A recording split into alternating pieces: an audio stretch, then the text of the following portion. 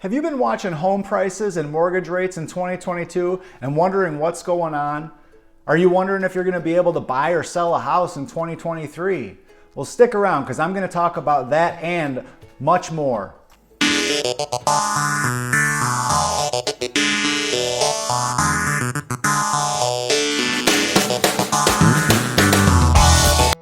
What's going on? My name is Jason Edwards. I'm a local realtor here in Hampton Roads, Virginia. If you're looking for a channel that goes over what it's like to live, eat, sleep, play, find all the activities, and buy real estate anywhere in the Hampton Roads area, then like this video, subscribe to my channel, and hit that notification bell, because I'll be uploading new videos every single week about what it's like to live here in Hampton Roads. I'm getting calls and texts every single day, and I absolutely love it. So if you have questions or concerns before making your move down here to Hampton Roads, my contact information is below. Send me an email, shoot me a text, give me a call, send me a message on Facebook, whatever you got to do to get a hold of me, because I'd be happy to help you with your move down here to Hampton Roads. I'll be walking you through several topics today, including interest rates. Certainly they define this year. Second, we'll talk about some headlines that are out in the world of real estate. And third, we'll wrap up by talking about what's to come going into next year. Let's jump right in. This first topic that we have, what's happening with mortgage rates. This picture here is really appropriate. It's a roller coaster. You can tell these folks are on a loop there, but what I can't tell is, are they going forward? Are they coming back? I can certainly tell they're upside down, and that maybe feels like what we've seen this year in mortgage rates. A couple of quick facts. We've never been in a year where the interest rate, the average 30-year fixed, has doubled in 1 year. And it's been the fastest rise in mortgage rates since they started tracking them over 50 years ago. So to say it's an anomaly year in a lot of ways is certainly the truth.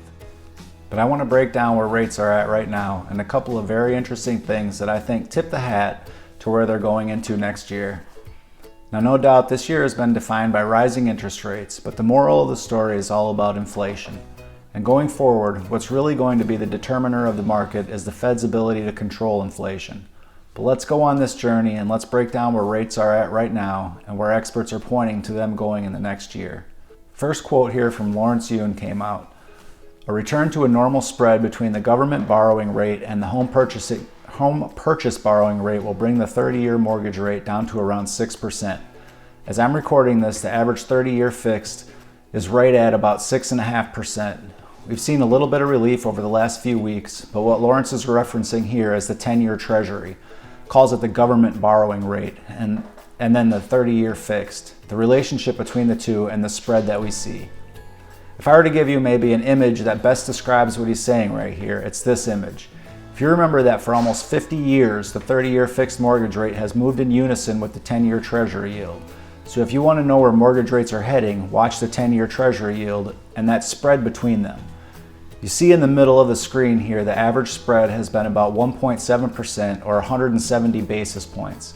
Literally, if you take the 10-year Treasury, you add 1.7% to it, you would then get the 30-year mortgage rate in the range there. It's been on average a spread of 1.7%. It's been a market that experts and forecasters have never seen before, in a market that's doubled and the fastest move in the last 50 years. But if you look at the 10-year Treasury, this is a look at the 10-year Treasury as of December 1st. This goes all the way back to the end of last year through December 1st. What do we see? Just that rise up. The 10-year Treasury has been rising kind of up, down, but the trend has definitely been up. Now let's talk just a minute about that quote that Lawrence Yun mentioned.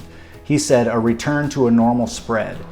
Now that's the spread between the 10-year Treasury and the 30-year fixed rate. And I want to break that down for you to maybe show you what that means. I'll use this graphic right here and pose the question, why are mortgage rates not at 5.5%? If we start at this box on the left, if you were to go back to 2000, look all the way to 2021, and look at the average 10-year Treasury, the average spread, 1.7%. You see the 10-year Treasury, 3.49% in that blue box. 1.79 in the orange box gives you a mortgage rate of 5.28%. That would be the average between 2000 and 2021. Well, where are we at today? I mentioned before the mortgage rate is 6.49% on the average 30-year fixed. Well, today, as this is being recorded, or as of December 1st, the 10-year Treasury yield at 3.5%, the spread 2.99%, giving us that 6.49%. Now today, if the spread were normal and we were in a range, let's say 3.7%, and then on this third box, we have the 1.79%. The spread in the Treasury yield, like we've had historically, we'd be at about 5.5% in the average 30-year fixed. Why is that spread much higher right now than what it's been historically? One, market volatility no doubt is driving rates higher. And second, the investors that determine these rates know that everybody that's buying right now will refinance these mortgages, and so they're charging a premium for them. And I don't think we're out of the woods right now as we record this by any stretch of the imagination, but what are experts saying about rates as we go into next year? Let me give you a couple of perspectives on that. Ali Wolf says this: the housing market is expected to face continued uncertainty heading into 2023 as consumers, financial markets, and policymakers work through their respective challenges in today's economy. No doubt we're in an uncertain market. There's a lot of volatility and a lot of questions on the economy, on geopolitical events, war in the Ukraine, all of those things causing uncertainty. As we move into next year, what we want to see is some of that get eliminated, inflation get under control, and there's still more work to get there. If we take Barry Habib's perspective from MBS Highway, because we see a slowdown and we see the inflation comparisons start to become more and more favorable, you'll start to see that inflation number move lower, lower, lower. As a result, mortgage rates should move similarly on a downward trajectory, probably giving us around 5% or below 5% within the next 6 months. Now, we'll see if Barry is right about that, but no doubt as the market becomes more certain, going into next year, we should expect interest rates to go down. Now, I don't think we're going to see anything in the 3s or 4s, probably likely maybe in the high 5s, low 6s, but no doubt as we see more of that, we should expect for interest rates to get a little bit of relief. I think the amazing thing about that is if you turn on the news or you watch the news, you certainly don't see that in the news. Most of the housing market information is doom and gloom, and here would be my message on that. It would be this: don't trust headlines without the proper context. There are so many headlines flying around here and there saying things, giving you information that doesn't always best represent the truth. I'll give you an example of this. Diana Olick published this as a tweet. Homeowners have lost $1.5 trillion in equity since May as home prices dropped. This is coming from a Black Knight study, so a factually accurate headline there. But what we want to do is we want to be able to put this into perspective. If somebody sees that and they think, gosh, the housing market sounds like it's about to tank, well, that drop in equity put in perspective, it looks just like this. There's been a surge in tappable equity in this country. Tappable equity is until you get to 80% loan to value, the last 20% doesn't even count in this scenario. And what do you see? This run up from 2020 to 2021 and even into 2022, and it just gives you perspective even visually right here. You can see nowhere near where we were back in 2008 or the dip down during that time. So it's always important to take a headline like that and put it in perspective. First American said this: homeowners have very high levels of tappable home equity today, providing a cushion to withstand potential price declines, but also preventing housing distress from turning into a foreclosure. The result will likely be more of a foreclosure trickle than a tsunami. Thankfully, we're seeing that in a lot of other places. Experts saying, you know what, the level of equity that homeowners have today is providing them with options if they were to have to do something, if they were to have to sell, limiting the number of people that go into foreclosure. I'm going to talk about foreclosures in just a minute because I think this idea of debt is a topic that many of us are wondering about going into next year with inflation bearing down on everyone. How is that going to turn out? If you look at the headlines, I'll give you an example of a CNBC article here. Household debt soars at the fastest pace in 15 years as credit card uses surge, the Fed report said. This is an article from the New York Fed, quick run up in household debt, credit card usage. Again, if you think about household debt, this is talking about credit cards, but then maybe that leads to delinquencies in a mortgage, and we'll talk about that in just a second. But if we go back, and again, we put this into perspective, credit card balances are near their 2019 levels. If you think about where we were in 2019, going into 2020 and the pandemic, now we're coming out of that. What do we know happened? It's very explainable. During the pandemic, stimulus money, loans that were given to people, we know that savings rates jumped up during the pandemic. People weren't using their credit cards. Now that we've worked through that, people are again borrowing and using credit cards. Now we want to stay on top of this. We want to continue to monitor this, but it's not exactly accurate when you look at that and think, where are we with credit card debt? Liberty Street Economics, which is the blog of the New York Fed, said this: though delinquency rates are rising, they remain low by historical standards and suggest consumers are managing their finances through this period of increasing prices. So as inflation is affecting everyone, consumers are managing through that versus being taken down by it. That directly leads to the mortgage conversation, because if you can't pay your bills, you have to use your credit card. Can you pay your rent? Can you pay your mortgage? And we want to start to look at that too, or be educated on that. What we always like to use is the household debt service ratio for mortgages as a percent of disposable income. This is published by the Fed.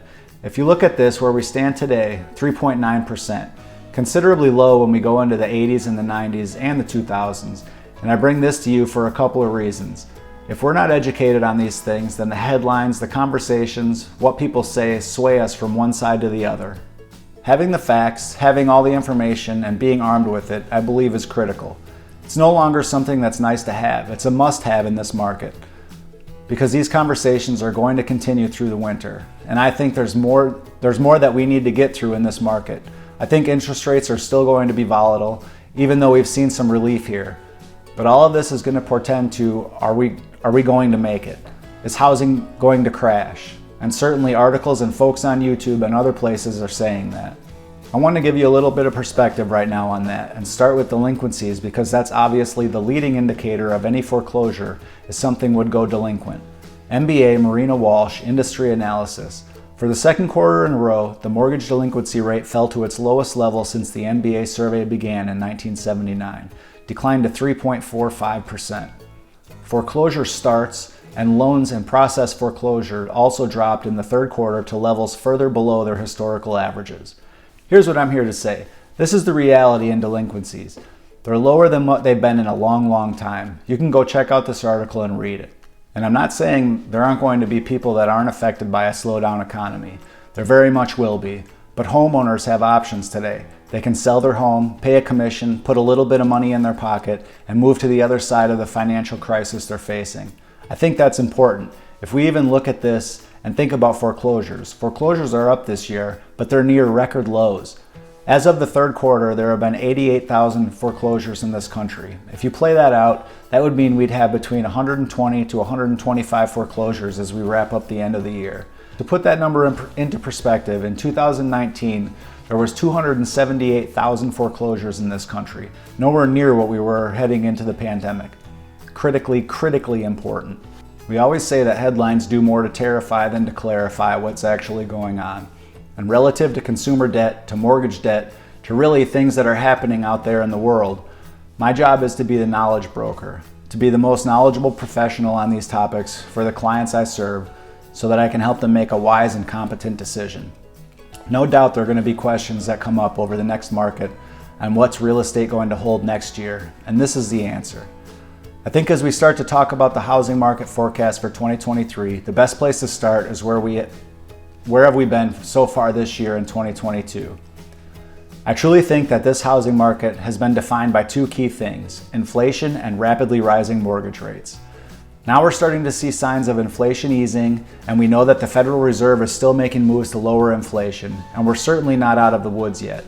But where that lands is really going to impact what happens with the housing market next year. I think the housing market in 2023 is going to be defined by, can the Fed bring inflation down and keep it there? And will we see stability in the market, especially around mortgage rates? Where I want to begin today is talking about mortgage rates, home sale prices, how all of these factors are starting to come together for 2023, and what the experts are saying. I think we can actually begin with a quote from Jerome Powell, the chair of the Federal Reserve. And I think this really sets the stage for what the Fed was out to do this year. It says, I'd say if you were a home buyer, somebody or a young person looking to buy a home, you need a bit of a reset. We need to get back to a place where supply and demand are back together and where inflation is down low again and mortgage rates are low again. In June, this is exactly what the Fed was saying. We need a bit of a reset. We need to slow the economy. We need to get the housing market back into place where it's a little bit more balanced. All of that is driven by inflation. We've watched the Federal Reserve make moves to try to lower inflation this year. That work is still in progress, and we are certainly not out of the woods yet, but it's definitely had an impact on mortgage rates, on buyer activity, on inventory, on prices. It's really put the market back into the reset position, and there's much more to come in that space. If that's really what started to define 2022, let's talk about where 2023 is headed and what the experts are saying. I want to begin with mortgage rates, and I think we can all agree, as I just mentioned, 2022 defined by rising mortgage rates. And this is a look at the Freddie Mac 30-year fixed going all the way back to January of this year.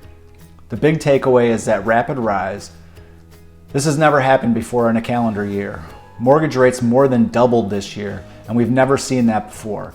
So it's less about the number. It's less about the fact that a little over a month ago that mortgage rates ticked up over 7%. It's really more about that rapid rise that has caused uncertainty, confusion, people in the market just saying, hey, I'm not ready to jump in.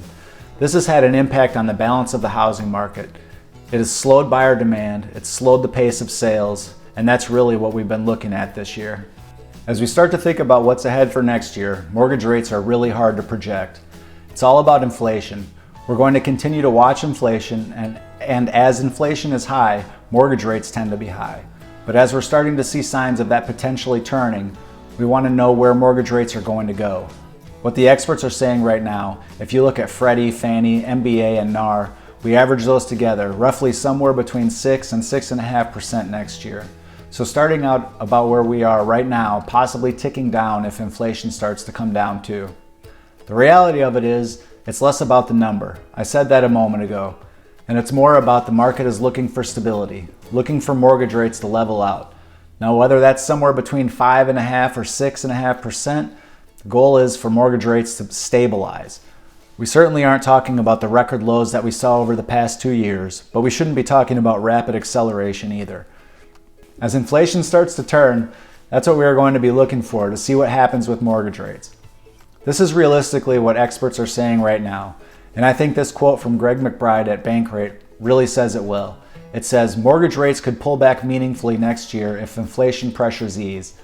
It's all about inflation. That's what we've been talking about this year.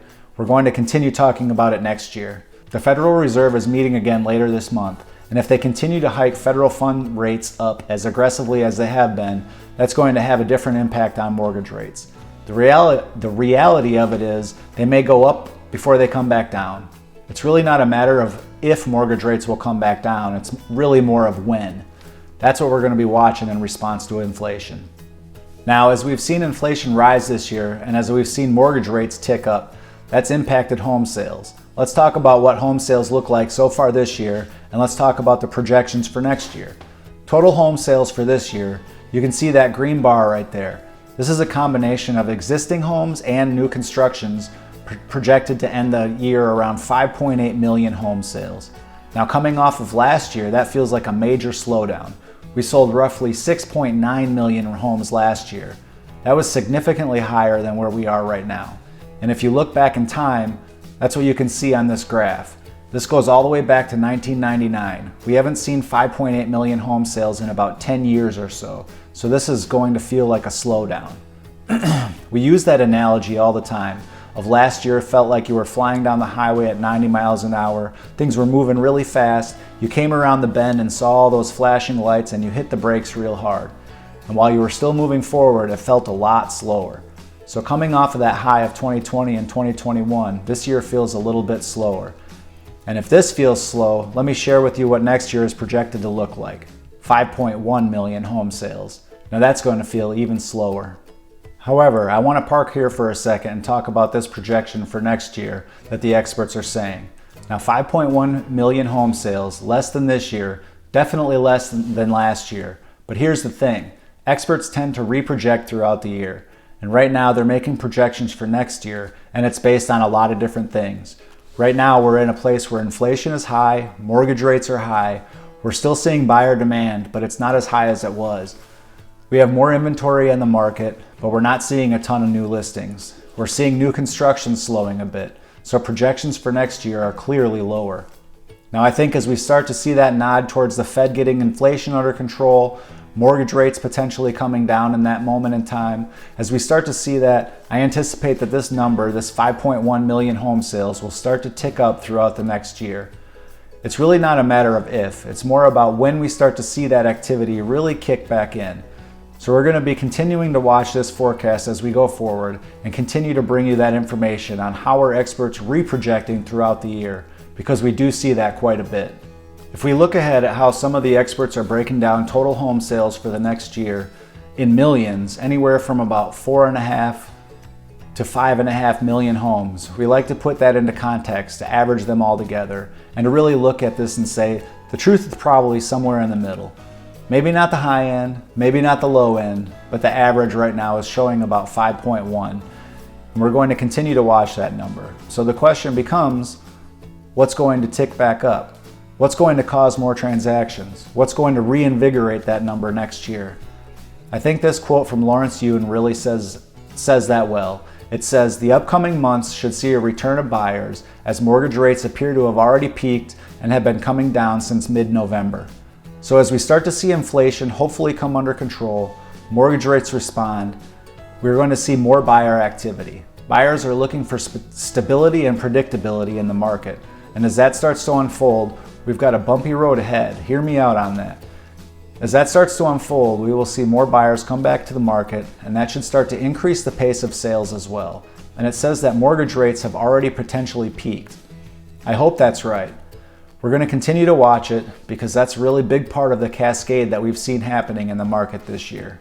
Now, as we start to talk about next year, home prices are the big thing on everybody's mind as well. And I want to walk through what the experts are saying about home price forecasts for 2023. I think this graph really breaks down several of those leading experts. And really the latest forecasts we have are showing that some experts are saying home prices to appreciate a little bit next year. Some experts are saying home prices to come down a little bit next year. This is year-over-year appreciation for 2023. Now again, context is key. We bring all of these together, we average them all out, and if you look across the board, roughly neutral or flat home price appreciation next year. That's what happens when we pull all these together and take a look at the grander picture. The clarity and the truth is probably somewhere in the middle. That's where the average really comes from, and we're coming off a point in time earlier this year where we had 20% year-over-year home price appreciation. We're certainly not looking at that going forward, but we're also not looking at massive declines. No one is calling for 10%, 20% home price depreciation. This is all about supply and demand. The more buyers we have in the market, the more home prices will rise. That balance of more buyers than homes available, that tends to put upward pressure on home prices. Right now we're sitting at about 10% to 11% year-over-year home price appreciation. Now we've also been looking at month-over-month home prices, and as we've seen a little bit of month-over-month decline, here's what we're also seeing right now, is that decline is getting a little bit smaller. So as we look into next year, we're really looking at flat or neutral home price appreciation. It's going to be different market by market. We have some markets, especially on the West Coast, that were much more overheated, and they're going to see more movement in home prices than some other markets. But we're going to continue to bring what's happening with supply, demand, all of the things that impact home prices for 2023. I think this quote from Mark Fleming really talks about the demand that we're looking for. And it says, the housing market, once adjusted to the new normal of higher mortgage rates, will benefit from continued strong demographic-driven demand relative to an overall long-run shortage of supply. We still have more buyers than sellers in most markets. We still have this massive demand from millennials aging into the home buying age. And all of those factors are going to continue to put upward pressure on home prices. Again, this really nods toward looking for that stability. Once the housing market has adjusted to the new normal, adjusted to mortgage rates, potentially settling into a more stable range, we're going to see more buyers come back into the market, and that's going to really tip what we're feeling right now for 2023. I want to end on this quote from Doug Duncan from Fannie Mae, because I think this really says it well. It says, "From our perspective, the good news is that demographics remain favorable for housing. So that demand that we see, still a demand for people to buy homes. The sector appears well positioned to help lead the economy out of what we expect to be a brief recession." I started at the beginning talking about how this is all about inflation. The more we start to hear inflation coming under control, inflation coming down, that sparks that conversation about a potential recession. As we talk about a recession, we never want to wish a recession upon anyone, but more and more likely that we'll see that if inflation starts to come down. And the question becomes, what does that mean for the housing market if we do see a brief recession? History tells us mortgage rates come down. What happens as inflation lowers and mortgage rates come down? We will see more buyers come back into the market. Definitely buyers have more options to choose from now. They're looking for stability. As we start to see all of that unfold, we're going to see 2023 respond in that way. So what's the overall takeaway? It's all about inflation. The market is looking for stability in 2023. We're looking for mortgage rates to stabilize and become more predictable. We're watching the economic drivers around us, and we're still seeing demographic demand that is going to drive the housing market forward. As I wrap up, I want to remind you that I have my winter buyer and seller guides available. These are great resources so you have everything that you need with the most hyper-relevant information so you can make powerful and confident decisions when it comes to buying and selling a home. Really great resources that I encourage you to use as you go into 2023. If you're interested in getting a free copy of one, just drop a comment below. And as always, like this video, subscribe to my channel, and hit that notification bell so you don't miss any of my videos.